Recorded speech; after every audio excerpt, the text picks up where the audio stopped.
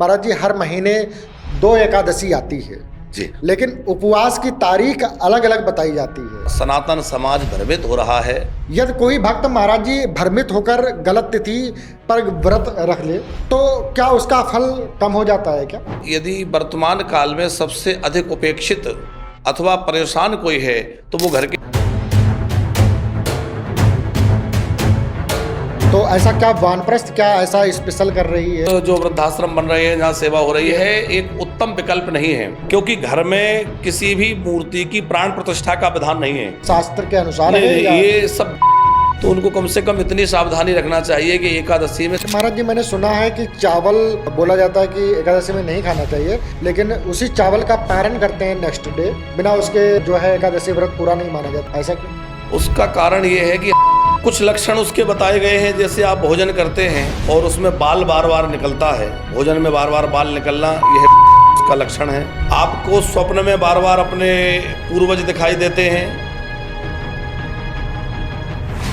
स्त्रियों के श्राद्ध में स्त्रियों को भोजन कराना चाहिए। कहीं बाहर जाना पड़ा अचानक से और लड्डू गोपाल को लेके नहीं जाता है। एक परंपरा जो आजकल चल पड़ी है कि जहां तहां लड्डू गोपाल को लेके लोग घूमते हैं।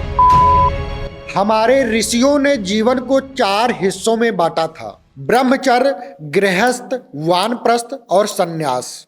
जब हम परिवार की जिम्मेदारियों से मुक्त हो जाएं, जब लगे कि अब जीवन का काम सफल हो गया है और जब अपने भी हमें ना समझें, तब जरूरत होती है एक ऐसे स्थान की जहां बुढ़ापा बोझ नहीं बल्कि आनंद और भक्ति से भरा हो। ऐसा ही स्थान है वानप्रस्थ धाम, जिसकी स्थापना श्री धाम वृंदावन में की गई है पूज्य डॉक्टर चतुर नारायण पराशर जी महाराज द्वारा। यहाँ है भक्ति, सत्संग, साधना और बुजुर्गों के लिए पूरा सम्मान, आवास, भोजन, इलाज और देखभाल, सब कुछ परिवार जैसी ममता के साथ ही यहाँ गौ सेवा बड़े भाव से की जाती है और साधु संतों के लिए नियमित अन्य सेवा चलती है, जहां रोज सैकड़ों साधु संत और भक्त प्रसाद पाते हैं। तो स्वागत करते हैं पूज्य श्री डॉक्टर चतुर नारायण पराशर जी महाराज का। राधे राधे महाराज। राधे जी। राधे। महाराज जी, आपको वानप्रस्थ धाम की स्थापना का विचार कब और कैसे आया? राधे राधे। आज आपके कार्यक्रम में आकर अच्छा लगा और सभी दर्शकों को राधे राधे। देखिए, श्रीमद् भागवत आदि कथाओं के क्रम में पूरे देश में भ्रमण रहता है और देश यात्रा के साथ साथ लोगों के साथ एक व्यक्तिगत जुड़ाव, जो संवेदनाओं के साथ लोगों के साथ जुड़ाव होता है, तो उस यात्रा में हमने अनुभव किया कि यदि वर्तमान काल में सबसे अधिक उपेक्षित अथवा परेशान कोई है तो वो घर के बुजुर्ग हैं, क्योंकि विश्वव्यापी शिक्षा एवं रोजगार के कारण घरों से पलायन करते हुए संतान, या वैचारिक मतभेद, गैप जनरेशन, जिसके कारण अलग अलग विचार लोगों के हो गए हैं, तो बच्चों का अपने बुजुर्गों के साथ रह पाना या बुजुर्गों को साथ रख पाना बड़ा मुश्किल हो रहा है, जिसका परिणाम ये हो रहा है कि हमारे घर के बुजुर्ग लगातार उपेक्षित हो रहे हैं, अकेले पड़ जाते हैं और परेशान रहते हैं। तो मन में विचार रहता था कि इन बुजुर्गों के लिए ऐसा क्या किया जाए जिससे इनकी देखभाल, इनकी सेवा भी हो सके, इनको एक अच्छा वातावरण, एक अच्छा स्थान मिले और जहाँ रह के ये खूब भगवत भजन करें और इनका बचा हुआ जो बुढ़ापा है वो इनके लिए भार ना रहे बल्कि एक आनंद और उत्साह से भर जाए। क्योंकि देखिए, सारा जीवन व्यक्ति ये सोचते हुए काम करता है कि चलो बच्चे बड़े हो जाएंगे तो हम सुखी हो जाएंगे, बच्चे पढ़ लिख जाएंगे तो सुखी हो जाएंगे, बच्चों की नौकरी धंधे लग जाएंगे तब हम सुखी हो जाएंगे, और जब उसका सुख का समय आता है वो सबसे ज़्यादा दुखी हो जाता है, परेशान हो जाता है।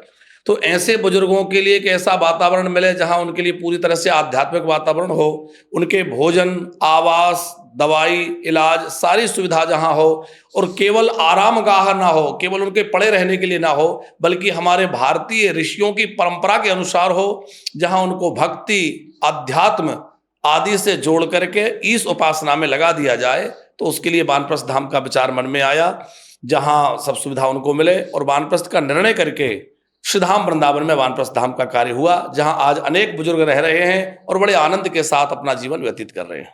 जी महाराज जी, आज के समय में वानप्रस्थ आश्रम की जरूरत पहले से ज्यादा क्यों महसूस हो रही है महाराज जी? देखिए, समय के साथ साथ सब कुछ बदल रहा है, वो बड़ी तेजी से बदल रहा है। जैसा कि हमने कहा कि आज बच्चे घर में रह नहीं पा रहे हैं, चाहे बिजनेस के कारण, नौकरी के कारण, पढ़ाई के कारण घर से बाहर चले जा रहे हैं, तो घर के बुजुर्ग अकेले पड़ जा रहे हैं। अथवा जो विचारों का मतभेद है, बुजुर्गों के सोच, उनके विचार कुछ अलग ढंग के हैं, और जो आधुनिक हमारा जो नया जमाना, नई पीढ़ी आई है, उनके विचार अलग हैं। जो आजकल की बहुएं बन करके आ रही हैं, वो फ्रीडम चाहती हैं, वो अपने आप को स्वतंत्र रखना चाहते हैं, तो बुजुर्गों के साथ जल्दी एडजस्ट नहीं होते हैं, या बुजुर्गों के साथ उनको लगता है कि ये भार हैं, तो वो उनको अपने साथ नहीं रखना चाहते हैं। ऐसी परिस्थिति में घर के बुजुर्ग कहाँ जाएं? क्योंकि जो वृद्धाश्रम है वह तो उनके लिए नारकीय जीवन की तरह है। अच्छी बात है, बुजुर्ग जो वृद्धाश्रम बन रहे हैं, जहाँ सेवा हो रही है, वो भी सराहनीय कार्य है, लेकिन यह एक उत्तम विकल्प नहीं है। तो उत्तम विकल्प के लिए हम लोग विचार करते हुए वानप्रस्थ की ओर बढ़े, और वानप्रस्थ का निर्माण हुआ। और आज के परिप्रेक्ष्य में वानप्रस्थ की आवश्यकता और अधिक है, क्योंकि ये केवल आज की बात नहीं है। हमारे ऋषि मुनियों ने प्राचीन काल से ही इस बात को रखा है कि एक आयु और अवस्था के बाद व्यक्ति जब अपने व्यावहारिक जिम्मेवारियों से मुक्त हो जाए, जब अपने पारिवारिक दायित्वों से मुक्त हो जाए, और जब उसको लगे कि अब जीवन के व्यावहारिक कार्य संपन्न हो गए हैं, तो किसी एकांत में, किसी वन में, तीर्थ में, धाम में रह करके उसको भजन करते हुए अपना बुढ़ापा भगवत भक्ति में समर्पित कर देना चाहिए। आज घर में ये सब संभव नहीं हो पाता कि वो ठीक से रह के अपना भजन कर सके, तो आज के परिप्रेक्ष्य में बहुत आवश्यक हो गया है वानप्रस्थ धाम जैसे आश्रम का स्थापना होना, जहां, क्योंकि आज व्यक्ति चाहे कि वन में चला जाऊं तो वन में कहाँ रहेगा? वन में तो कोई ऐसी व्यवस्था रहने की नहीं है। वो चाहे कि मैं किसी तीर्थ में चला जाऊं तो कहाँ रहे, पर उसके लिए रहने की अनुकूल व्यवस्था चाहिए। तो ऐसे परिवेश में, वानप्रस्थ में, जहां उसको सारी सुविधाएं मिल रही है, तो वो उसके लिए बहुत आवश्यक और वर्तमान की आवश्यकता है, तो उसकी पूर्ति करता है, और इस समय में आवश्यक है। महाराज जी, क्या हर इंसान को जीवन के अंतिम पड़ाव में ब्रजवास करना चाहिए? अगर हाँ तो क्यों? देखिए, किसी ना किसी तीर्थ का आश्रय बुजुर्गों को लेना चाहिए। व्यक्ति अपने जीवन भर अपने बिजनेस में, काम में व्यस्त रहा, परिवार को लेकर व्यस्त रहा, उनकी शिक्षा रोजगार को लेकर परेशान रहा, तो जीवन तो जहां भी बीते, पर बुढ़ापा जो है भगवान के भजन करते हुए किसी धाम अथवा तीर्थ में व्यतीत होना चाहिए। और ऐसे भी समझ सकते हैं कि हमारा जन्म हमारे हाथ में नहीं था कि कहाँ होना है, तो हमारे कर्मानुसार भगवान ने हमें जहाँ भी जन्म दिया, जहाँ भी हमारा जीवन व्यतीत हुआ, लेकिन हमारा बुढ़ापा किसी तीर्थ में, किसी धाम में अथवा किसी दिव्य स्थान में व्यतीत हो। और व्यक्ति सामान्य कार्यों के लिए भी अच्छे स्थान की खोज करता है। एक सामान्य सी बात कि व्यक्ति मलमूत्र करने के लिए, त्याग करने के लिए भी एक अच्छी जगह देखता है, तो क्या शरीर त्याग करने के लिए अच्छी जगह देखने की आवश्यकता नहीं है? हमारा शरीर कहाँ छूटे जिससे हमें मोक्ष प्राप्त हो? ऐसा कौन सा स्थान है जहां शरीर छोड़ने से भगवत धाम की प्राप्ति हो? ऐसी कौन सी पुण्य भूमि है जहां हम प्राण त्यागेंगे तो भले ही हम भजन साधन उतना न कर पाए हों, फिर भी भगवत धाम की प्राप्ति हो जाएगी? तो ऐसे किसी पुण्य तीर्थ अथवा धाम का आश्रय लेना चाहिए। और ऐसी संपूर्ण धाराओं में यदि विचार किया जाए तो श्री वाराणसी, काशी है, अयोध्या है, नैमिषारण्य आदि तीर्थ तो हैं ही, पर ब्रजभूमि की जो महिमा है शास्त्रों में प्रसिद्ध है, यत्रा प्रविष्टो सकलोपि जंतो, तो यहाँ प्रविष्ट होने से जीव जंतु भी सच्चिदानंद घन स्वरूप हो जाते हैं। इस ब्रज में रह करके वह अपना बुढ़ापा बिताएं, और यहाँ जब शरीर छूटेगा तो निश्चित ही उन्हें नित्य गोलोक की प्राप्ति, भगवत धाम की प्राप्ति होगी। इसीलिए ब्रजवास की व्यवस्था हम लोग बना रहे हैं। महाराज जी, ब्रज में तो वैसे देखा गया है कि बहुत सारे जो है वृद्धाओं के लिए व्यवस्था है, तो ऐसा क्या वानप्रस्थ क्या ऐसा स्पेशल कर रही है जो और आश्रम से अलग बनाता है? बहुत अच्छा प्रश्न है। वर्तमान काल में जगह जगह सेवा के कार्य चल रहे हैं, सभी सराहनीय हैं, लेकिन उनको आध्यात्म से जोड़ना और भगवत भक्ति से जोड़ना, यह एक मूल उद्देश्य वानप्रस्थ का है। क्योंकि केवल उनके बुढ़ापे को संवारना, उनको भोजन या दवाई का प्रबंध कर देना पर्याप्त नहीं है, बल्कि उनकी आध्यात्मिक खुराक, उनके मन की खुराक, उनको भजन, ध्यान, योग, सत्संग, साधना, संयम, ये सब भी प्राप्त हो। तो वो वानप्रस्थ का उद्देश्य है कि जो हमारे ऋषियों की परंपरा के अनुसार वहाँ उनको पूरा एक ऐसा दिनचर्या मिले। देखिए, ब्रजवास करने के लिए व्यक्ति अपना फ्लैट खरीद के रह सकता है, किराए के मकान में आकर रह सकता है, या किसी अन्य विकल्प के अनुसार भी ब्रजवास कर सकता है, पर वहाँ उनको वह वातावरण कहाँ मिलेगा जो वातावरण वानप्रस्थ का बनाया जा रहा है। आपको पता है कि वहाँ सवेरे नित्य प्रति योग, ध्यान, यज्ञ, फिर सत्संग, संकीर्तन, तो एक ऐसा वातावरण रहता है कि जहाँ प्रातः जागने से लेकर रात्रि सोने तक पूरा भक्ति में वातावरण है। तो अपने आप व्यक्ति भजन से जुड़ जाता है, अपने आप उसके मुख से भगवान नाम निकलने लगता है और उसका जीवन अपने आप दिव्यता से भर जाता है और आध्यात्म में वह व्यक्ति लग जाता है और भगवान नाम के स्मरण के साथ शरीर छूटता है तो निश्चित ही भगवत धाम की प्राप्ति होती है। महाराज जी, आपके अनुसार बुढ़ापे का असली आनंद किसमें है, सुविधा में या भक्ति में? देखिए, सुविधा में आनंद होता तो आज बड़े बड़े लोगों के पास बहुत सारी सुविधाएं हैं, वो बड़े प्रसन्न होते। संपत्ति से सुख मिला करता तो जो संपत्तिवान है वो सभी सुखी होते, पर ऐसा देखा नहीं जाता। संपत्ति से सुख नहीं मिलता, चाहे जो भी अवस्था हो, बुढ़ापा ही क्यों, कोई भी अवस्था हो, सुख जो है वो मन की अनुकूलता का विषय है। सुख और दुख क्या है यदि इस पर विचार किया जाए तो मन की अनुकूलता सुख और मन की प्रतिकूलता दुख है। तो मन जिसको अनुकूल माने, तो मन के लिए सबसे अनुकूल तो है कि किसी ऐसे स्थान में रहें जहां हमें किसी प्रकार की चिंता ना हो, जहां हमारे मन में कोई कुंठा ना हो, जहां हमारे को कोई तिरस्कार ना हो। तो यदि भक्तिमय ऐसे वातावरण में रह करके भगवान से जुड़ते हैं तो मन की कुंठा, व्यथा, चिंता, अवसाद अपने आप दूर होंगे, तो अपने आप सुख की अनुभूति होगी। जी जी जी। आने वाले समय में महाराज जी वानप्रस्थ धाम का विजन क्या है? हमारा विजन है कि हर बुजुर्ग एक अच्छे वातावरण में रह पाए। हमारा विजन है कि कोई भी बुजुर्ग अब उपेक्षित ना रहे, कोई भी बुजुर्ग अब परेशान ना रहे। बुढ़ापे का सहारा वानप्रस्थ हमारा, हर बुजुर्ग को ये अवलंब रहे, ये आश्रय रहे कि हमारा अपना घर है वानप्रस्थ धाम, श्रीधाम वृंदावन में।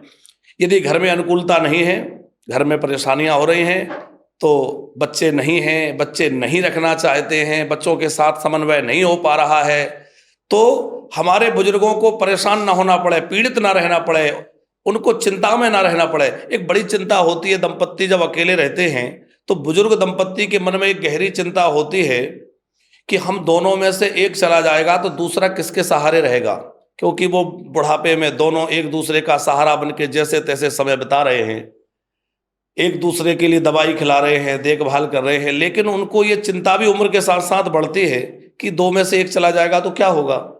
तो वो निश्चिंत होकर रहें कि उन्हें पता है कि वानप्रस्थ संस्था के भरोसे हमारा दाम्पत्य जीवन अब हमारा है, और दोनों में से एक चला गया तो दूसरे जीवन साथी की जिम्मेवारी संस्था ले रही है, और अब हमें इस बात की परवाह नहीं है कि एक चला जाएगा तो दूसरे का क्या होगा।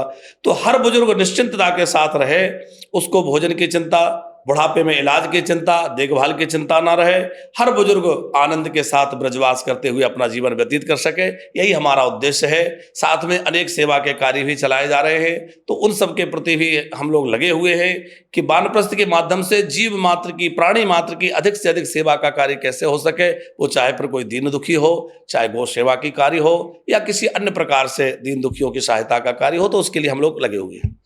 यहाँ लोग एक माँ बाप की सेवा पूर्ण रूप से नहीं कर पाते हैं, आप इतनी सारी वृद्ध माताओं की सेवा कर रहे हैं, ये डेडिकेशन आती कहाँ से महाराज जी? निश्चित चुनौतीपूर्ण है, कठिन है, थोड़ा मुश्किल लगता है, लेकिन यदि शुरुआत कर दी जाए तो कुछ भी कार्य कठिन नहीं है। देखिए, हमें वो करना अच्छा लगता है। प्रायः लोग अपने घर के बुजुर्गों को अपने ऊपर भार समझ लेते हैं, तो उन्हें अपने माँ बाप की सेवा तकलीफ लगती है, लेकिन यदि आप उसको अपना आनंद समझ लें तो आपको फिर लगेगा कि देखिए, जब कोई बुजुर्ग रोता हुआ आता है और जब वो हृदय से लग करके यहाँ बैठता है, हृदय से लगता है और उसका चेहरा खिल जाता है, तो हमारी तो सारी श्रम, सारी थकान गल जाती है। हमें जब उन बुजुर्गों से हम मिलने जाते हैं, हमारी बुजुर्ग माताएं हैं, चाहे बुजुर्ग जन हैं, केवल माताएं नहीं, यहाँ बुजुर्ग जन भी रहते हैं, दंपत्ति रहते हैं, तो जब हम उनसे मिलने जाते हैं और उनके खिले हुए चेहरे देखते हैं और उनकी प्रसन्नता और उनके चेहरों में आनंद, फिर उनकी आंखों में हमारे प्रति वात्सल्य, उन्हें लगता है कि देखो हमारा बेटा नहीं कर पाया, आज ये हमारा बेटा बन के कर रहे हैं, तो उनकी वह मुस्कान, वह प्रसन्नता, उनके नेत्रों का स्नेह देख करके हृदय आनंदित होता है और नए तरीके से और आगे बढ़ने की ऊर्जा मिलती है, प्रेरणा मिलती है, और उत्साह के साथ लगता है कि और ज़्यादा से ज़्यादा इस कार्य को आगे किया जाए। महाराज जी, मैंने देखा है आप पैर दबाते हुए वृद्धाओं की, जो माता हैं, आज के डेट में कहाँ इतना लोग कर पाते हैं, लेकिन आप बहुत सुंदर कर रहे हैं, बहुत अच्छा लगा। और ऐसे ही हमारे कुछ श्रोताओं का कुछ प्रश्न है, मैं कुछ उसके बारे में भी बात कर लेता हूँ। महाराज जी, हर महीने 2 एकादशी आती है, जी। लेकिन उपवास की तारीख अलग अलग बताई जाती है। वैष्णव परंपरा वाले एक दिन होते हैं, तो कहीं निम्बार्क संप्रदाय, कहीं कई बार ऐसा होता है कि दूसरे दिन होते हैं। ऐसे में साधारण भक्त उलझन में पड़ जाते हैं कि किसका सही है और किसका गलत। इस पर महाराज जी आपका क्या विचार है? बहुत ही समीचीन प्रश्न है। वर्तमान काल की परिस्थिति को देखते हुए प्रायः त्योहार, व्रत, पर्व दो दो दिन होने से हमारा सनातन समाज भ्रमित हो रहा है। पर इसके पीछे का कारण ये है कि जो हमारे संप्रदाय हैं, जैसा आपने कहा निम्बार्क संप्रदाय है, वैष्णव संप्रदाय है, रामानुज रामानंद संप्रदाय आदि आदि जो है, जी तो हमारे हर संप्रदाय के अलग सिद्धांत हैं। उन सिद्धांतों के अनुसार ही व्रत और पर्व को ग्रहण करने की आज्ञा हमारे आचार्यों ने दी है। तो उसके पीछे का कारण है कि दसवीं विद्या एकादशी ग्रहण नहीं करते हैं, कहीं द्वादशी प्रधान एकादशी करते हैं, तो अलग अलग संप्रदाय के अनुसार है। तो एकादशी प्रायः 2 दिन हो जाती है, उसका संप्रदाय के अनुसार जैसी मान्यता है। जन सामान्य किसको माने, उसके लिए समाधान ये है कि आप जिस संप्रदाय से दीक्षित हैं, आप जिस संप्रदाय से गुरु दर्शन दीक्षा या शरणागति ले रखें, अपने संप्रदाय अनुसार करिए। आप वैष्णव हैं, आप स्मार्त हैं, आप निम्बार्क संप्रदाय से हैं, आदि आदि। अब यदि आपको लगता है कि हम तो किसी संप्रदाय से अभी जुड़े नहीं हैं, हम क्या करें, तो हम सब भगवान नारायण के अंश होने से हम सबको वैष्णवी एकादशी, द्वादशी प्रधान एकादशी का व्रत करना चाहिए। माने जो अगले दिन आती है वो द्वादशी प्रधान व्रत करना चाहिए, वही सबके लिए श्रेष्ठ है। अन्य व्रत और पर्वों के विषय में आजकल कुछ सोशल मीडिया के माध्यम से भी भ्रम जैसी स्थितियां बन जाती हैं, क्योंकि लोग सस्ती लोकप्रियता बटोरने के चक्कर में, व्यूवर्स लेने के चक्कर में कई बार हमारे पर्वों को इसमें रहेगा राहु काल, इसमें रहेगा भद्रा का साया, आदि आदि कुछ ऐसी भी बातें जो शास्त्र सम्मत या तथ्यहीन है, शास्त्र सम्मत नहीं है, तथ्यहीन है, तो ऐसी भी कुछ बातें बीच में आ जाती है जिसके कारण समाज भ्रमित होता है। तो हम अपील करेंगे ऐसे लोगों से कि भैया, जिसका जिस क्षेत्र में प्रवेश नहीं है, जैसे आप बीमार हैं तो आप डॉक्टर से सलाह लेंगे, जी आपको कोई न्यायालय के संबंधित कोई जानकारी लेना है, मुकदमा, तो आप किसी एडवोकेट को पकड़ेंगे। जी बिल्कुल। तो जिस फील्ड में जो व्यक्ति जानकार होगा, आप उसी को तो संबंधित व्यक्ति से जानकारी लेंगे। जी तो अध्यात्म के संबंध में कोई जानकारी, व्रत त्योहार आदि के संबंध में कोई जानकारी लेना है तो उससे लेना चाहिए जो उस विषय का जानकार है। आज जिसका प्रवेश उस क्षेत्र में नहीं भी है, वो व्यक्ति भी उस बातों को कह रहा है, ये सबसे बड़ी दुविधा का कारण है। जिसको उसका कोई भी पता नहीं है, वो भी अपने मनानुसार कुछ भी कह रहा है, जिससे और भ्रम की स्थिति बन रही है। अपने आचार्य चरणों में बैठकर अपनी परंपरा अनुसार व्रत त्योहारों को मनाना चाहिए, और सब लोग यदि एक साथ व्रत त्योहार मनाए तो उसका उत्साह और आनंद कई गुना बढ़ जाएगा। महाराज जी का एक्चुअल में कहना है कि हर सोशल मीडिया पर दिखने वाला वीडियो सही नहीं होता है, इसलिए आप वही वीडियो देखें जो एक्चुअल में सही हो, जो प्रमाणित हो। यदि कोई भक्त महाराज जी भ्रमित होकर गलत तिथि पर व्रत रख ले तो क्या उसका फल कम हो जाता है क्या? देखिए, यदि साधक की निष्ठा पक्की है तो उसको तो फल मिलेगा। उसको जानकारी नहीं है कि एकादशी मुझे किस दिन करना चाहिए, और सही जानकारी के अभाव में वो किसी आगे पीछे के दिन में भी रख लेता है, तो फल तो उसको मिलेगा, क्योंकि भावग्राही जनार्दना, भगवान तो भाव से रीझते हैं। फिर भी प्रयास करना चाहिए कि हमें अपनी परंपरा अनुसार, क्योंकि यदि नियम के अनुसार व्रत किया जाए तो उसका फल विशेष होता है, तो कोई अपराध नहीं लगेगा। यदि आपने गलत दिन भी कर लिया तो कोई दोष नहीं लगेगा, लेकिन जितना उसका लाभ मिलना चाहिए उतना नहीं मिल पाएगा। तो यदि हो सके तो पूरा प्रयास करके हमें सही दिन का, सही समय का पता करके उसके हिसाब से ही व्रत त्योहार मनाने चाहिए। महाराज जी, गांव में एक बहुत मतलब एकादशी को लेकर के गुमराह किया जा रहा है लोगों को कि मतलब एकादशी जैसे महीने में 2 आते हैं, तो बोला जाता है कि एक अंधेरी वाली होती है और एक उजाली वाली होती है। गांव में ऐसा बोलते हैं बिल्कुल लोग। बिल्कुल। तो कहते हैं कि जो उजाली वाला रहते हैं उसको एक्चुअल में रहना चाहिए सभी को, और जो अंधेरी वाली रहती है उसे रहना चाहिए जो है विधवा औरतों को। ऐसा कुछ शास्त्र के अनुसार है नहीं, या? ये सब भ्रांति वाली बातें हैं, ये भ्रांति मूलक है। बहुत सारी ऐसी बातें समाज में प्रचलित हैं। कई जगह ऐसा भी कहा जाता है कि केवल जो विधवाएं हैं वही एकादशी करें। जी कई जगह कहा जाता है कि बच्चे ना करें। तो ये सब बातें तथ्यहीन हैं। सभी को एकादशी व्रत करना चाहिए, दोनों एकादशी करना चाहिए। उसका कारण है कि एकादशी के दिन अन्न में पाप का वास रहता है, इसीलिए किसी को भी एकादशी में अन्न ग्रहण नहीं करना चाहिए, पर चाहे वो कृष्ण पक्ष की, काले पक्ष की एकादशी हो या शुक्ल पक्ष की, उजाले पाक की एकादशी हो, दोनों ही एकादशी पूरी निष्ठा के साथ सभी को करना चाहिए, अन्न ग्रहण नहीं करना चाहिए। महाराज जी, फैमिली में अगर एक व्यक्ति कोई फास्ट रहता है एकादशी का और वो अन्न ग्रहण नहीं करता है, लेकिन और बाकी लोग जो फास्ट नहीं रहते उस दिन, वो लोग अगर अन्न का सेवन करते हैं तो कोई इसमें दोष है? बिल्कुल करना तो नहीं चाहिए। नियम तो यही है कि घर के सभी सदस्य एकादशी का व्रत करें। फिर भी यदि किसी घर में ऐसा है कि केवल एक ही व्यक्ति व्रत करता है, बाकी लोग नहीं करते, तो उनको कम से कम इतनी सावधानी रखना चाहिए कि एकादशी में चावल बिल्कुल ना खाएं। चावल खाना पूरी तरह वर्जित है, और प्रयास करें कि घर के सभी सदस्य रहें। यदि लोग नहीं भी रहते तो भी जिनकी निष्ठा है वो तो निष्ठापूर्वक व्रत करें, बाकी लोग नहीं करें तो ठीक है, लेकिन अपना तो बचाव अवश्य करें। और महाराज जी, मैंने सुना है कि चावल जो है बोला जाता है कि एकादशी में नहीं खाना चाहिए, लेकिन उसी चावल का पारण करते हैं नेक्स्ट डे, बिना उसके जो है एकादशी व्रत पूरा नहीं माना जाता। ऐसा क्यों? उसका कारण ये है कि हमने जिस वस्तु का त्याग किया था उसी के ग्रहण से वो कार्य पूरा होगा।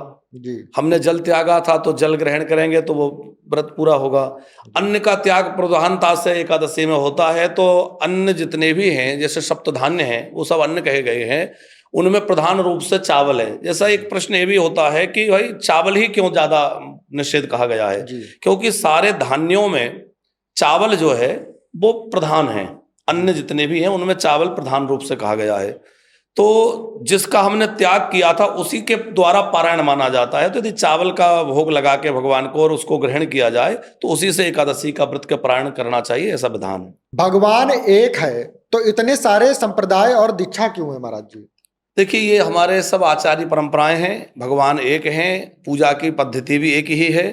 बस ये हमारे आचार्यों की सेवा पूजा पद्धति अलग अलग है। हमारे जो महापुरुष हुए हैं उन्होंने अलग अलग ढंग से ठाकुरों को लाड़ लड़ाया है, और फिर उनकी परंपरा में जो लोग हुए हैं वो उसी परंपरा का पालन करते हैं। तो जैसे श्री रामानंदाचार्य भगवान हुए, श्री रामानुजाचार्य भगवान हुए, श्री हरिवंश महाप्रभु जी हुए, तो जो भी हमारे आचार्यगण हुए हैं उन्होंने अपने अपने अनुसार सेवा पद्धति की है। तो है सब एक, मूल सबका एक है, सब वैष्णव हैं, सब भगवत भक्त हैं, पर उनकी सेवा पद्धति अलग अलग है। उस हिसाब से अपने अपने आचार्यों के अनुसार ही सेवा भाव करना चाहिए। पितृपक्ष में महाराज जी पिंडदान और तर्पण का क्या महत्व है? देखिए, वैसे तो हम सबके लिए नित्य प्रति श्राद्ध और नित्य तर्पण करने का शास्त्रीय विधान और आज्ञा है। तो हमें प्रतिदिन ही श्राद्ध और तर्पण करना चाहिए। आज के समय में लोग नहीं कर पाते हैं। विशेष रूप से 16 दिन हमारे पितरों के लिए ही समर्पित हैं। हमारे पितरों के लिए 16 दिन हमारे यहाँ दिए गए हैं कि ये 16 दिन आपको बाकी काम नहीं करना है। जैसा आप देखते होंगे, लोग कहते हैं ये 16 दिनों में कोई नई वस्तु नहीं खरीदना है, इनमें पूजा का काम नहीं करना है, इनमें अमुक कार्य नहीं करना है। ऐसा क्यों है?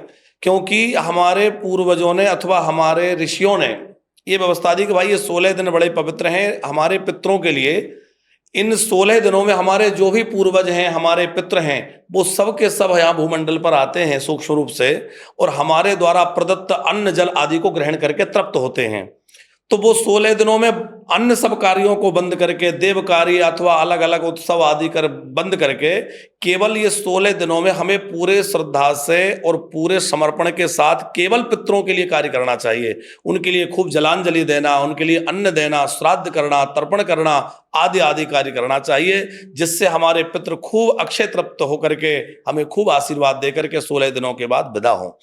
जैसा कि एक कथा है कि जो महाभारत में कर्ण हुए, कुंती पुत्र कर्ण, उन्होंने स्वर्ण दान बहुत किया था पर अन्न दान नहीं किया, और जब वो स्वर्ग गए तो वहां उनको स्वर्ण ही स्वर्ण मिला पर अन्न खाने को नहीं मिला। उन्होंने कहा भाई मुझे अन्न चाहिए, स्वर्ण से क्या होगा? तो कहा गया कि भाई आपने तो स्वर्ण दान ही किया है, अन्न दान तो कभी किया नहीं। उन्होंने कहा मुझे कुछ समय मिल जाए तो मैं जाकर के अन्नदान करूं। तो उन्हें ये 16 दिन दिए गए। तो 16 दिनों में आकर उन्होंने खूब अन्न वस्त्र आदि का दान किया, जिससे उनको स्वर्ग में अन्न वस्त्र की व्यवस्था खूब हुई। तो हमारे जो भी पितृ अथवा पूर्वज हैं, केवल इस जन्म के नहीं बल्कि कई कई जन्मों के हमारे जो पितृ हैं, पूर्वज हैं, वो बड़ी आशा लगा करके आते हैं उन सबको भूमंडल पर 16 दिनों के लिए भेजा जाता है। हम लोगों के द्वारा जो भी उनके निमित्त किया जाता है उससे वे प्रसन्न होते हैं। तो हम सब का कर्तव्य है कि हमारे पूर्वजों ने हमारे लिए इतना कुछ दिया है, इतना कुछ अपना किया है, तो हम भी बड़ी श्रद्धा के साथ 16 दिनों तक उनके लिए नित्य श्राद्ध करें, नित्य तर्पण करें, जल प्रदान करें, ब्राह्मण भोज कराएं, गौग्रास निकालें, गौ आदि के लिए चारा डालें। तो नित्य श्राद्ध आदि ये 16 दिनों तक अवश्य करना चाहिए। जी महाराज जी। महाराज जी, हमें कैसा पता लगे कि हमें मतलब इनको पितृदोष है या नहीं है, ये कैसे पता चले? कुछ लक्षण उसके बताए गए हैं। जैसे आप भोजन करते हैं और उसमें बाल बार बार निकलता है, भोजन में बार बार बाल निकलना, यह पितृदोष का लक्षण है। आपको स्वप्न में बार बार अपने पूर्वज दिखाई देते हैं तो समझ लीजिए कि आपके घर में पितृदोष है, कोई आपके पितर आपसे कुछ चाहते हैं। आपके घर में लगातार कोई बीमार बना रहता है, बहुत उपचार कराने के बाद भी बीमारियां घर से नहीं जा रही हैं, तो ये पितृदोष का कारण हो सकता है। घर में धन की आय तो खूब है लेकिन धन की रुकावट नहीं हो पा रही है और आय से अधिक व्यय हो रहा है, तो भी ये पितृदोष का लक्षण हो सकता है।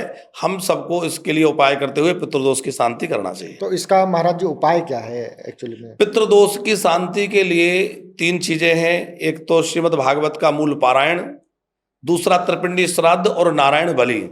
विधि पूर्वक नारायण बलि, त्रिपिंडी श्राद्ध और श्रीमद् भागवत का मूल पारायण कराने से पितरों को अक्षय तृप्ति प्राप्त होती है और वह सदगति को प्राप्त होते हैं, तो पितृदोष घर से पूरी तरह से समाप्त हो जाता है। मैंने सुना है कि केवल पंडित ब्राह्मणों को भोजन कराने से ही श्राद्ध पूरा होता है, या कोई भूखा इंसान पक्षी को भोजन कराया जा सकता है? देखिए, भोजन का अधिकारी तो वह है जिसके पेट में भूख है, तो कोई भी भूखे को आप भोजन कराइए, अनाथों को भोजन कराइए, वृद्धाश्रम में जाके भोजन कराइए, किसी भी भूखे को भोजन कराइए। और श्राद्ध पक्ष में कराते हैं तो और विशेष हो जाता है। लेकिन श्राद्ध में ब्राह्मण जमाने का कारण यह है कि ब्राह्मणोस्य मुखमासीद, ब्राह्मण को भगवान का, पितरों का मुख कहा गया है। तो हमारे पितरों को अन्न कैसे प्राप्त हो? भाई पितर तो अब हमारे सामने नहीं है, तो पितर किस रूप में आएंगे? तो ब्राह्मणों के रूप में ही हमारे पितर आते हैं, इसलिए ब्राह्मण भोजन कराना अत्यंत नितांत आवश्यक है जी। उसके साथ में आप खूब दीनहीनों को भोजन कराइए, भूखों को भोजन कराइए, भंडारा करिए, जगह जगह जाकर के आप प्रसाद भोजन बांटिए, वो बहुत अच्छी बात है। लेकिन श्रद्धा पूर्वक घर में ब्राह्मण को बुला करके उनको अपने पितरों का स्वरूप मान करके, ये ना माने कि ये ब्राह्मण बैठा है, बल्कि ये माने कि इनके रूप में हमारे पिताजी, दादाजी अथवा हमारे पूर्वज बैठे हैं, उनको हम जमा रहे हैं, ऐसा मानते हुए, पितरों को मानते हुए ही ब्राह्मण को भोजन अवश्य कराएं। बाकी सब भूखों को भोजन कराएं और ज्यादा से ज्यादा अन्नदान उस दिन करना चाहिए। महाराज जी, आजकल देखा जा रहा है कि लोग कहीं से भी लड्डू गोपाल जी खरीद कर घर में रख लेते हैं, लेकिन क्या इसके लिए कोई विशेष विधि या नियम होते हैं जिनका पालन करना जरूरी है? और अगर नियम ना माने जाए तो क्या इसका असर भी होता है? बिल्कुल बिल्कुल, बहुत अच्छी बात है। हम अपने इस प्रश्न पर आए, इसके पूर्व एक चर्चा और है कि जैसे कि श्राद्ध को लेकर हमारी बातचीत हो रही थी जी। बहुत लोगों के मन में एक प्रश्न रहता है कि क्या स्त्रियों के लिए भोजन कराना है तो किसी स्त्री को भोजन कराएं? जैसे हम अपनी माँ या दादी के लिए श्राद्ध कर रहे हैं, तो क्या स्त्रियों के श्राद्ध में स्त्रियों को भोजन कराना चाहिए? जी। ये एक बड़ी चर्चा का विषय और उलझन का विषय लोगों के लिए है। जी जी। शास्त्रीय विधि ऐसी बिल्कुल नहीं है कि किसी स्त्री के लिए स्त्रियों का भोजन हो। जी। शास्त्रीय विधि है कि चाहे आप किसी स्त्री का श्राद्ध कर रहे हो या पुरुष का श्राद्ध कर रहे हो, हर श्राद्ध में ब्राह्मण भोजन का ही विधान है। कई क्षेत्रों में ऐसा प्रचलन है कि माताजी, दादी जी आदि के लिए स्त्रियों का भोजन कराने का विधान है, तो ये शास्त्र सम्मत बात नहीं है। लोकाचार है, आप कराए, लेकिन विधान जो है वो ब्राह्मण भोजन का है। जी। आपने भगवान श्री कृष्ण की पूजा से संबंधित जो प्रश्न किया है, देखिए हमारे घर में यदि पहले से लड्डू गोपाल जी विराजमान हैं तो आकर्षित होकर कहीं से भी लड्डू गोपाल जी दूसरे न ले आइए, क्योंकि मंत्र, मूर्ति, माला, पुस्तक और आसन ये बार बार नहीं बदलना चाहिए। ये जितना पुराने होंगे उतने ही असरकारक होंगे। आप जिस माला से जप करते हैं उसको लंबे समय तक रखिए, जिस पुस्तक से पाठ करते हैं उसको लंबे समय तक रखिए। तो पहली बात तो यह है कि यदि आपके घर में ठाकुर जी विराजमान है तो आप ना लाएं, नहीं है आप लेकर आ रहे हैं तो बड़ी श्रद्धा पूर्वक आप लेकर आएं और ला करके उनको पहले पंचामृताभिषेक कराएं, गंगा जल से स्नान कराएं, विधि पूर्वक किसी ब्राह्मण से उनका पूजन करा करके और उनका आवाहन आदि करके अपने घर में स्थापित करें। तुलसी आदि से अर्चन करने के बाद उनका सुंदर श्रृंगार करके उनको मक्खन आदि का भोग लगा के और प्रार्थना करें कि हे ठाकुर जी, अब आप इस घर में विराजमान होइए, ये आप ही का घर है, आप यहाँ विराजमान होकर कृपा करें। यदि आप शास्त्र विधि से उतना पूजन नहीं भी कर पा रहे हैं तो कोई अपराध नहीं लगेगा, दोष नहीं लगेगा। सामान्य रूप से भी आप लाके घर में विराजमान कर सकते हैं। उसमें जैसा आपने कहा कि क्या कोई दोष लगेगा या पूजा का फल नहीं मिलेगा, तो ऐसा नहीं है। पर शास्त्र विधि से स्थापना होती है, क्योंकि घर में किसी भी मूर्ति की प्राण प्रतिष्ठा का विधान नहीं है। घर में जो मूर्तियां रखी जाती है वो प्राण प्रतिष्ठित नहीं होती। आप कभी घर में हैं कभी नहीं हैं तो उनकी पूजा नहीं हो पाएगी। प्राण प्रतिष्ठित मूर्ति एक दिन भी बिना पूजन भोग के नहीं रहना चाहिए। आपके घर में अशुद्धि हो गई, कोई सूतक हो गई, आप पूजा नहीं कर पा रहे हैं तो आपके प्राण प्रतिष्ठित मूर्तियां होंगी तो अपराध लगेगा। इसलिए घर में रखने वाली मूर्तियों में प्राण प्रतिष्ठा नहीं होती, लेकिन विधि पूर्वक उनका अभिषेक आदि होकर के, आवाहन होकर के और उनको स्थापित करना चाहिए। तो शास्त्र विधि से करें तो बहुत अच्छा है। सामान्य भी रूप से रख सकते हैं और पूजा सेवा करें, क्योंकि भाव यदि आपका निर्मल है तो ठाकुर जी खूब कृपा करेंगे और आपके घर में बैठ करके आनंद करेंगे। महाराज जी, जैसे होता ये है कि लड्डू गोपाल को रखा गया, डेली भोग लगा रहे हैं, अगर किसी दिन कहीं बाहर जाना पड़ा अचानक से और लड्डू गोपाल को लेके नहीं जा पाए, उस केस में क्या होता है? उसका दोष लगता है? दोष तो नहीं लगेगा, फिर भी जैसे हम अपने बच्चों के लिए भाव रखते हैं, अब आपने भाव रखा है कि ठाकुर जी हमारे लाला हैं, जी तो भाव तो ये होना चाहिए कि लाला भूखे रहेंगे। जी भाई हम अपने बच्चे को एक दिन भी तो क्या एक समय भी भूखा नहीं रख सकते। बच्चा भूखा है तो हमें भी भूख नहीं लगेगी, हम भी भोजन नहीं कर सकेंगे। जी तो भाव तो यही होना चाहिए कि हमारे ठाकुर जी भूखे ना रहें, उनको नियमित भोग लगे, उनकी नियमित सेवा हो। तो यदि आप घर से बाहर जा रहे हैं तो किसी वैष्णव के घर में किसी पड़ोसी जो अच्छे से सेवा कर सकें, या आसपास जो मंदिर है वहाँ ठाकुर जी को पधरा जाएं कि आप सेवा करिए। एक परंपरा जो आजकल चल पड़ी है कि जहाँ तहाँ लड्डू गोपाल को लेके लोग घूमते हैं, ये बिल्कुल भी ठीक नहीं है। क्योंकि आप कभी झूठा मुंह हैं, कभी आपके हाथ शुद्ध नहीं है, कभी आप कैसी जगह से निकल रहे हैं, किसका कपड़ा छू रहा है, तो ये सब करना अनुचित है। ठाकुर जी को कभी ले जाना हो तो बड़ी मर्यादा के साथ ले जाएं। यदि आप कहीं लंबे यात्रा पर जा रहे हैं, ठाकुर जी को ले जाना है तो बड़ी मर्यादा के साथ ध्यान रख करके शुद्धता पवित्रता का लेके जाएं। और जब भी आप जा रहे हैं तो ठाकुर जी की सेवा पूजा की व्यवस्था करके जाएं। मान लीजिए नहीं कुछ हो पा रहा है तो कोई अपराध नहीं लगेगा, लेकिन यदि आपका भाव है तो आपको सेवा की व्यवस्था करके जानी चाहिए। जी महाराज जी। महाराज जी, एक क्वेश्चन हमारा अभी पितरों से रिलेटेड रह रहा था, उसमें हमारे युवाओं का प्रश्न है कि अगर युवा अपने पितरों का गोत्र, तिथि या विधि ना जानते हो तो क्या करें?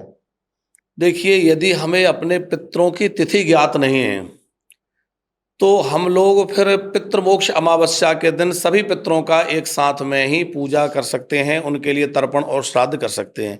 बहुत लोगों की ये परेशानी है कि हमें तिथि ज्ञात नहीं है, जी तो वो पितृमोक्ष अमावस्या के दिन श्राद्ध कर सकते हैं। माता के लिए नौमी का श्राद्ध कर सकते हैं, तिथि ज्ञात नहीं है तो भी नौमी की तिथि में माता दादी आदि के लिए श्राद्ध कर सकते हैं। अलग अलग तिथियां, अलग अलग विधान कहा गया है। और यदि किसी प्रकार के आपको विधान नहीं जानकारी है, अलग अलग दिनों में आप नहीं कर पा रहे हैं, बहुत लोगों के पास समय का अभाव है कि वो अलग अलग तिथियों में नहीं कर पा रहे हैं, तो सर्व पितृ अमावस्या जो होती है उसमें करने से सभी पितृ प्रसन्न होते हैं और उस दिन कर लेने से सब पूर्ण हो जाता है। जी महाराज जी, क्या आज की पीढ़ी के लिए भक्ति और अध्यात्म केवल एक ट्रेंड रह गया है? कुछ कुछ इस तरह से बदलाव तो आया है और युवाओं में भी भक्ति के प्रति रुझान बढ़ रहा है। आज हमारे युवा हमारे अध्यात्म की ओर बढ़ रहे हैं, यह बड़े प्रसन्नता का विषय है। तो दिखावा ही सही, पर धीरे धीरे लोग हमारी संस्कृति को स्वीकार तो कर ही रहे हैं। तिलक लगाना, सिखा रखना, भारतीय वेशभूषा धारण करना, तो यदि ऐसा कर भी रहे हैं तो बहुत अच्छी बात है। पर भक्ति जो है वो दिखावे का विषय नहीं है। जो तेरे घट प्रेम है, कहे कहे काहे जनाए, और अंतर्यामी जान है, अंतर मन को भाए। जो भक्ति का मतलब क्या है? भक्ति का मतलब है भगवान से प्रेम। संसार से प्रेम होना आसक्ति है और भगवान से प्रेम होना भक्ति है। तो भक्ति का मतलब है भगवान से प्रेम होना, और प्रेम जो है वो प्रदर्शन की वस्तु नहीं है। प्रेम जो है वह छुपाने की वस्तु है। अंतरात्मा में जो भगवान से प्रेम है, तो आप अपने प्रेम का, अपनी भक्ति का प्रदर्शन ना करके और उसको हृदय से ठाकुर जी से जुड़ें, उनकी सेवा करें। हमारे जो वेशभूषा है वह कुछ सांस्कृतिक समय समय पर धारण करें, तिलक धारण करें, शिखा धारण करें, जिससे हम ये भी लगे कि हम सनातनी हैं। ये दिखावा नहीं है, ये आपकी संस्कृति की पहचान है, आपकी अपनी पहचान है। तो हमारे युवाओं को भी मस्तक पर तिलक धारण करना चाहिए, शिखा धारण करना चाहिए, जिससे हमारे सनातन की संस्कृति की रक्षा हो सके। महाराज जी, कभी सिंदूर को औरत की सबसे बड़ी पहचान माना जाता था, आज वही औरतें इसे छुपाने क्यों लगी हैं? फैशन और व्यसन के इस दौर में इन प्रश्नों के लिए क्या ही कहें।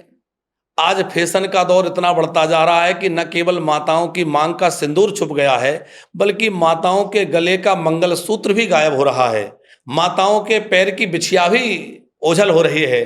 तो यह आधुनिकता की दौड़ है, जो हमें और सुंदर या मॉडर्न दिखने की चाह, या जो पाश्चात्य संस्कृति का अंधानुसरण है, उसका परिणाम है कि माताएं आज सौभाग्यवती होते हुए भी सौभाग्य के चिन्हों से रहित हैं।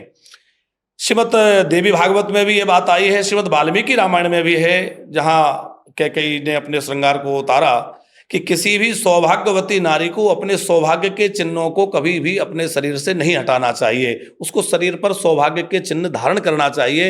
यदि वह सौभाग्य के चिन्ह उतारती है तो वह उसके वैधव्य का कारण हो सकता है, अथवा घर में अमंगल का कारण बन सकता है। तो खूब श्रद्धापूर्वक धारण करिए, भगवान ने आपको सौभाग्यवती बनाया है, तो आप अपने सौभाग्य के चिन्हों को प्रेम से धारण करिए। इसमें क्या हर्ज है? आप दिखाइए कि मैं अब किसी की हो चुकी हूं, ये हमारी पहचान है कि अब ये किसी की पाणिक ग्रहिता है, अब ये किन्हीं की हो चुकी हैं। जैसे एक वैष्णव के मस्तक पर तिलक है तो वो ठाकुर जी के हो चुके हैं, एक माता के मस्तक पर सिंदूर है वो किसी की हो चुकी है, वो किसी की पाणिक ग्रहिता है, ये उसका परिचायक है। तो उसको परिचय को छुपाने का अर्थ क्या हो सकता है, आप जान सकते हैं। इस पर कुछ टिप्पणी नहीं करेंगे आप? नहीं, सब समझदार है, सब जानते हैं। महाराज जी, हाल ही में नोएडा में 15 महीने के बच्चे के साथ उसकी आया ने मानवीय व्यवहार किया, पहले काटा और फिर ऊपर से गिरा दिया।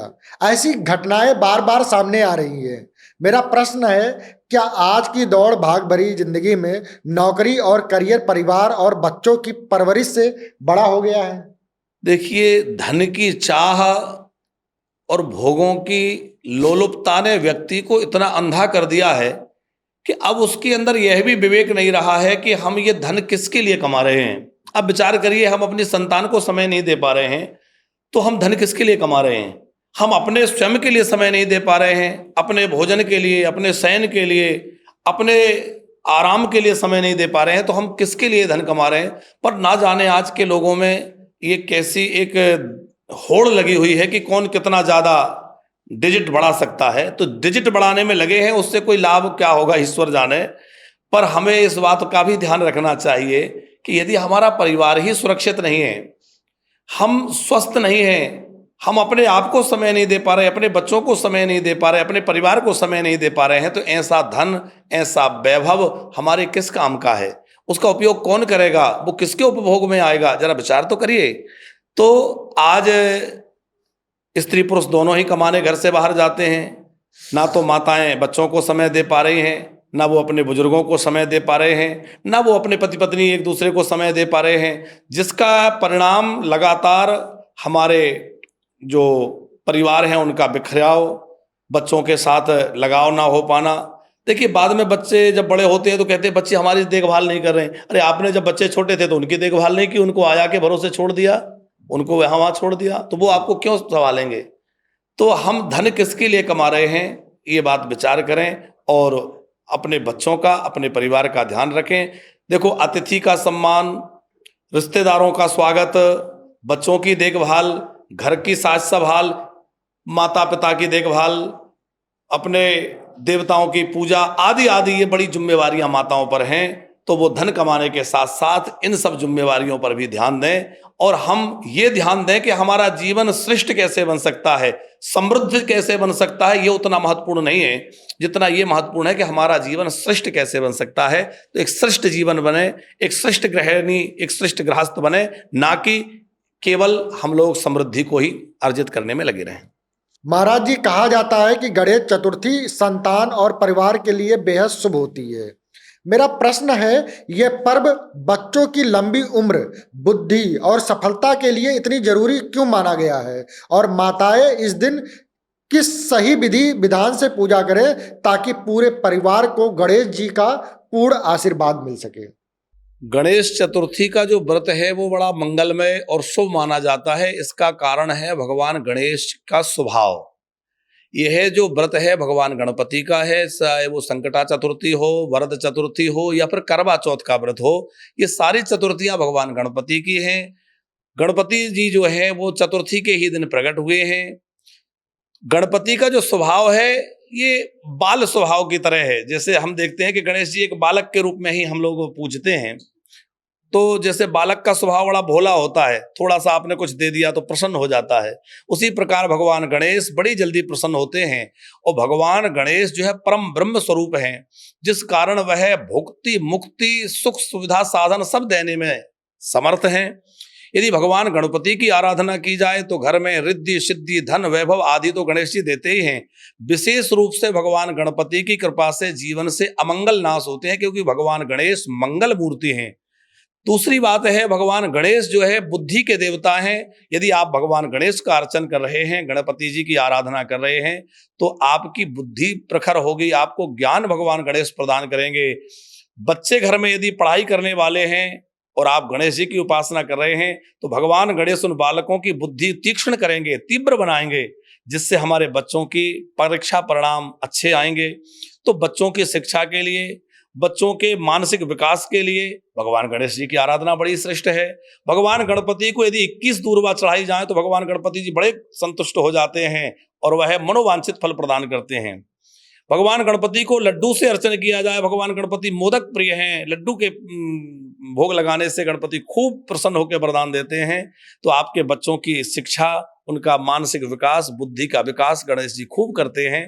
तो गणपति की आराधना से आपके बच्चे सन्मार्ग पर चलने वाले होंगे, उनकी बौद्धिक स्थिर अच्छा होगा, उनकी परीक्षा परिणाम अच्छे आएंगे और भगवान गणपति की कृपा से घर के सारे अमंगल दूर होंगे। भगवान गणपति रिद्धि और सिद्धि प्रदान करेंगे, भगवान गणपति घर में मंगल करेंगे। आने वाले इस गणेश पर्व में आप खूब गणपति जी को अपने घर में विराजमान करिए, घर घर में गणेश जी की उपासना हो, भगवान गणेश जी को दूर्वा, लड्डू आदि से अर्चन करें। और मिट्टी के गणपति तो घर में विराजमान करते ही हैं। श्वेत आर्क के गणपति की पूजन की बड़ी महिमा है। जो सफेद आक अकौआ होता है, उसकी जड़ को पुख नक्षत्र में ले लिया जाए, रवि पुख या गुरु पुख का योग हो, ऐसे रवि पुख या गुरु पुख के योग में श्वेत आर्क की जड़ निकाल करके उसको पूजा और प्रतिष्ठित करके भगवान गणपति के रूप में घर में विराजमान करके यदि उसका पूजन किया जाए तो बड़ी जल्दी सिद्धि प्राप्त होती है। तो मृतिका से तो गणेश जी बनाएं। ध्यान रहे, इस गणेश पर्व में आप पीओपी के गणेश जी ना बिठा लें, क्योंकि वह गणेश जी जहां तहां पड़े रहेंगे, तिरस्कार होगा, आपको अपराध लगेगा। आप भगवान की पुरानी फोटो आदि जहां तहां ना पटकें, उससे अपराध लगेगा। तो आप मिट्टी के गणेश जी की पूजा करें, आप श्वेत आर्क के गणपति की पूजा करें। आप यदि कुछ ना मिले तो देशी गाय के गोबर के गणेश जी बना के पूजा करें, वह भी बड़े मंगलमय हो गए। गणपति जी आप पर खूब कृपा करें। महाराज जी, हमारा लास्ट क्वेश्चन है कि आपके जीवन में ऐसा कौन सा अनुभव है या घटना रही है जिसने आपकी सोच, आपकी भक्ति या आपके जीवन का रास्ता पूरी तरह बदल दिया हो, जिसे आप आज हमारे दर्शकों के साथ साझा करना चाहेंगे? जब हम बाल्यावस्था में गुरुकुल में पढ़ाई के लिए गए थे और वहाँ हमारा विद्याध्ययन चल रहा था, एक महापुरुष वहाँ सत्संग के लिए पधारे थे। उनकी वाणी का ओज, तेज और भक्ति की बातें सुनकर के बस मन में लगा कि हमें भी किसी परमार्थ के मार्ग पर निकल जाना चाहिए। अपने लिए तो सब जीते हैं, लेकिन हमें समाज के लिए जीना है। उनकी वह भक्तिमय बातें और कथा जब सुनी, क्योंकि अनेक कथाओं के आयोजन वहाँ गुरुकुल में जहाँ हम पढ़ते थे, भोपाल का बड़ा प्रतिष्ठित श्री रामानंद संस्कृत महाविद्यालय लाल घाटी गुफा मंदिर पर है, वहाँ हमारी शिक्षा दीक्षा हुई। तो वहाँ जब हम रहते थे और वहाँ हमने एक महापुरुष के द्वारा सत्संग सुना, तो बस मन में ये भाव आया कि अब हमें परोपकार के रास्ते पर, परमार्थ के मार्ग पर चलना है और भगवत चर्चाओं के माध्यम से अपना और लोगों का कल्याण करना है। अब हमें किसी नौकरी धंधे या और किसी तरफ नहीं जाकर के केवल भगवत चर्चा करते हुए अपना भी कल्याण करना है, लोगों का भी कल्याण करना है और परमार्थ के मार्ग पर चल करके सबकी सेवा के लिए हाथ बढ़ाते हुए सबका सेवा का कार्य करना है। महाराज जी, आपका हृदय से बहुत बहुत धन्यवाद। आपसे सुनकर आज ये समझ आया कि बुढ़ापा कोई बोझ नहीं बल्कि भगवान के ओर करीब आने का सुनहरा मौका है। वानप्रस्थ धाम सिर्फ रहने की जगह नहीं, यह एक ऐसा घर है जहां भक्ति, सेवा और प्यार के साथ साथ जीवन के आखिरी दिन भी खुशियों से बिताए जा सकते हैं। हमारी इच्छा है कि ये बातें सब तक पहुंचे ताकि लोग अपने बुजुर्गों का सम्मान करें और जीवन में भक्ति अपनाएं। दोस्तों, अगर आप भी चाहते हैं कि बुजुर्ग उम्र टेंशन से दूर और भक्ति में बीते तो वानप्रस्थ धाम आपके लिए है। एक बार फिर से पूज्य डॉक्टर चतुर नारायण पराशर जी महाराज का आभार व्यक्त करता हूं। धन्यवाद महाराज जी। राधे राधे।